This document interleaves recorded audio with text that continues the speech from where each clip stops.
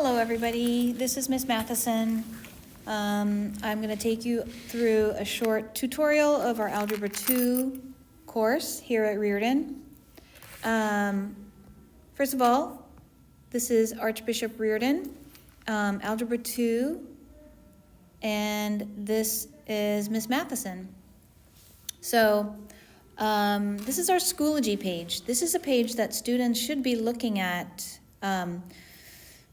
like daily, I would say. And the reason is because besides all of these folders, which can be overwhelming, I like students to always look at the upcoming.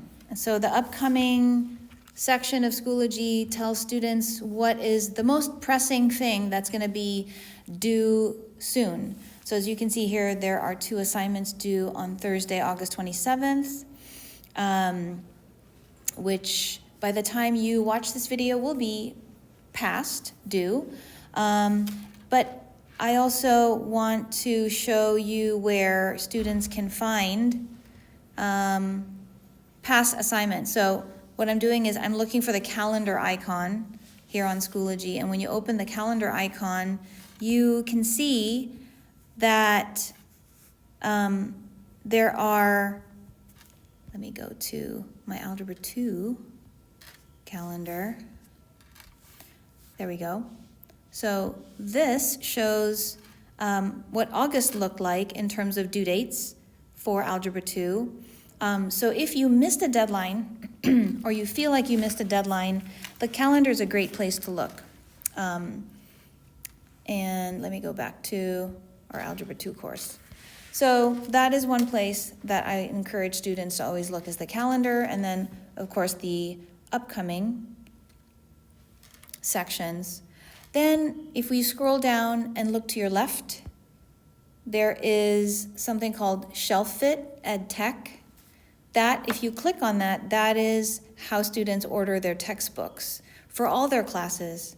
So for math, they need the Algebra 2 textbook, which is published by McGraw-Hill, and they can purchase it with all of their other textbooks at the same time if you click on that link called Shelf Fit.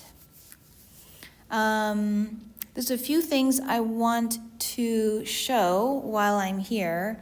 So if you click on the Algebra 2 syllabus, you will see the syllabus that is, this is very similar to all the other Algebra 2 teacher syllabi. So it's going to be a course description about Algebra 2, and you can see that Algebra 2 takes Algebra 1 topics to a little bit of a higher level. We focus a lot on how a function behaves, meaning if you are given an equation, you could kind of start to see what that might look like on a graph, judging by characteristics and coefficients and maybe what the powers are of an equation. And so based on those characteristics, you could start to think of end behavior, and that helps you predict how many solutions there might be, or if the solutions are real or non-real, etc. What you're looking at here are the 4 standards that your student will be scored on. And so each standard, Math 1, Math 2, Math 3, and Math 4, reflects a different skill in math. And so when a student gets their test back, they will usually have 4 scores or 4 letter grades, 1 for each of these skills. And those letter grades reflect their mastery of those 4 skills. Please reach out if you have questions about those 4 standards. Required materials, I keep it pretty simple in our math class. So I need them to have a math notebook or a 3-ring binder full of binder paper ready to be filled in. I give packets every day, so I also need them to keep a folder for storing packets, and those packets we fill out every day as a form of taking notes. But we do need a math notebook for maybe if you need more space for writing your work out, or if we are discussing something and they need to jot down a few notes, they need a math notebook in the class. The TI 83 or 84 is strongly recommended. If a freshman purchases this at the beginning of their math course, this is the only calculator they will really ever need throughout high school and even into college. So it really does pay off when a student has owned this device for like 6 years. And yes, it is expensive, but we use it a lot, and I teach students how to use this particular calculator in the class. Now, if a student happens to purchase a different brand, that's totally fine as well. It's just that I am not familiar with all of the brands that are out there in the market. And so troubleshooting or knowing how to, how do I find the y-intercepts of a graph? I only really could show a student how to do that using the TI, which is something I've been trained on, but not very many other brands. So they can Google and look up how to do things on their own calculator if they need to. So any brand calculator is welcome, but I strongly recommend and encourage the TI because I can help them figure stuff out on that device. I'm going to keep going through these different standards here, and I'm going to talk about homework. I assign homework every day.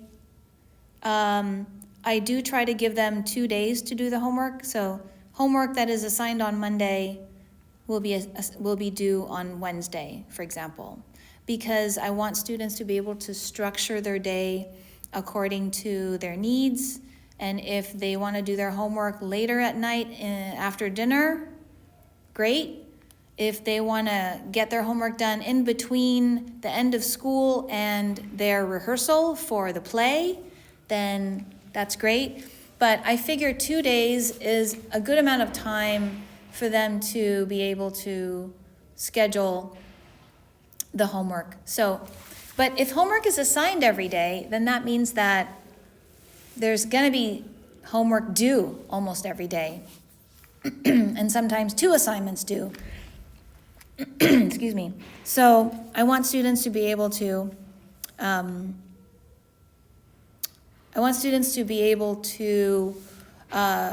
schedule their time appropriately.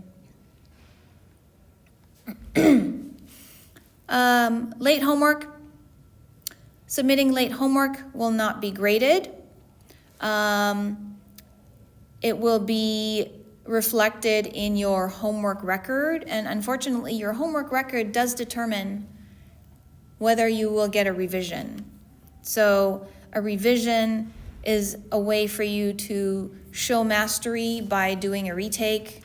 This means that you will go back over your notes and re-study for your retake, but the retake is only given to students who qualify, and that means that all practices are completed and submitted on time. And so that's what the on-time deadline is really important to pay attention to. Here are the units for this course. So we have 4 units. Unit 1 is a very small unit. It's the unit at the beginning of the school year. So we will assess it, and then we will decide if students get revisions or not. But the following 3 units after that, they have 2 chapters in them. And so revisions are offered after the unit is over. So students can decide, did I do better in chapter 2 or did I do better in chapter 3? And if I did better in chapter 3, maybe I would like to request a chapter 2 revision for that unit. We will also have projects. Projects will be given plenty of time to be done in class and with the support of the teacher, so no late submissions will be accepted. Same thing with the semester project. And the semester exam is the last exam you take at the end of the course, and so obviously there will be no retakes available for that as well.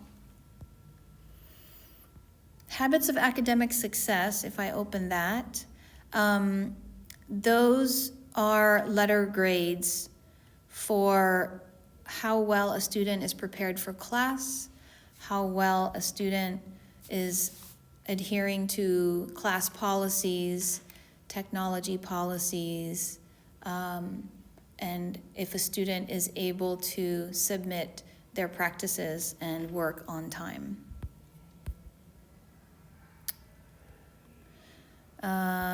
Let me see, the textbook we talked about, so you're going to buy that through Schoology. We are being pretty strict about keeping phones in the pockets, and we've had no problems with that in class. The students have been really great at putting their phones in the pockets and not letting it distract them during the class time. And then about 5 minutes before the bell rings, at the end of class, I let them grab their phones so that they don't forget them or they can use them as they're preparing to leave class. Here are the Algebra 2 topics. And so we just actually are finishing up chapter 1. You can see it's a pretty short chapter. A lot of it is review from Algebra 1. And then very soon we're going to be jumping into Unit 2, which is Chapter 2 and Chapter 3. There's a lot of discussion on end behavior, whether a function can be determined to be linear or not, discussing maxima, minima. So this is a really fun unit because we talk all about the different traits and characteristics of functions and how they behave on a graph, and then a little bit about solving those functions as well. So if you browse through the syllabus, you will see all of the topics, and we're going to try to adhere to the schedule so that we get as much as we can before the end of the school, before the end of the course. Here's the revision policy. It's at the very end of the syllabus. Please review it. I'm just going to summarize it by saying that practices are super important, not just for their success in the class, but also to help them qualify for retakes. And so please reach out if you have any questions about that. I am back to the Schoology page, and a lot of what's in the syllabus is also written out and can be accessed from this homepage. And then just to give you an idea of what is going on with each of these folders. So we are currently starting chapter 2, and if I go to my notes for chapter 2, I can quickly just go over, like, what did we do recently? So here is 1.6. By the time parents and students watch this video, it is possible that we will be just about ready to take a test on this topic. So as you can see, this is something that I would show on my screen, and then students would have a copy of this handout on their desk, and they would do these problems with me. And so I would just be saying, all right, let's graph this equation. How do you graph this equation? Some students would say, Miss Mathisen, I take the equation and I rewrite it and I solve for y. And this is Algebra 2, so we do some things using mental math, meaning like I'm not going to show every single step unless a student requires and needs me to do that, but I will talk through the process with them, ask them how they would approach that process, and then we would hopefully get to the same solution. or the same equation. And then I would say, okay, how do you graph this then? They would say, I would go to my y-intercept, which is 2, and I would use my slope, which is -1/2, and I would find the next point and the next point after that. I would draw a straight line as best I could. And then the other line would be graphed in a similar way, and then you would find a solution. Or if they were parallel, for example, I'm totally making this up, but if they were parallel, a student would say, there is no solution. And if they were overlapping lines, meaning they take up the same space in this plane, then a student would say there's an infinite number of points that they share. And so it would be infinite solutions. So that's just a little quick snapshot of what class looks like. That screen is something they would all see on the TV monitor. They would have copies of it on their desks so that they don't have to copy every problem off the board, and class goes much more quickly and smoothly that way. So I hope you got what you were looking for from this video, but if you have any questions, please reach out. My email is here at the top of the syllabus, kmathisen@reardonhs.org. Reach out if you have any questions or if you need support. Our DRC office hours, I think, will be modified, and there will be I think we have a room change, so it's probably not 118 anymore. I believe it's 114 or 115, but I will post those on Schoology as that information becomes available. Thank you so much. I hope you had a good back to school night, and I will talk to you all later.